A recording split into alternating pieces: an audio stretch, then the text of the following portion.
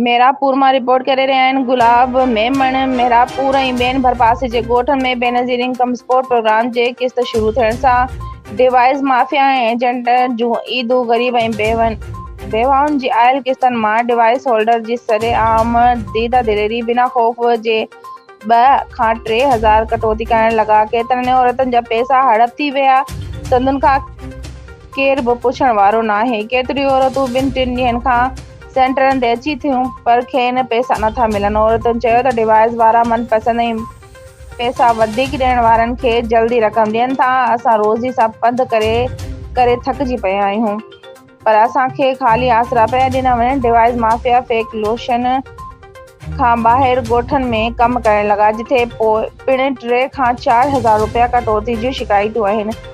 Police खे पंहिंजो हिसो पती मिलण लॻो, जेका ख़ामोश आहे। कुझु बाअसर अताई सहाफ़ी डिवाइस सेंटरनि ते डेरा जमाए छॾिया आहिनि, जिन खे पिण हिसो पती मिलण ते इहो ख़ामोश। अफ़सोस, तदारुक ऐं नोटिस वठण वारो केर बि नाहे।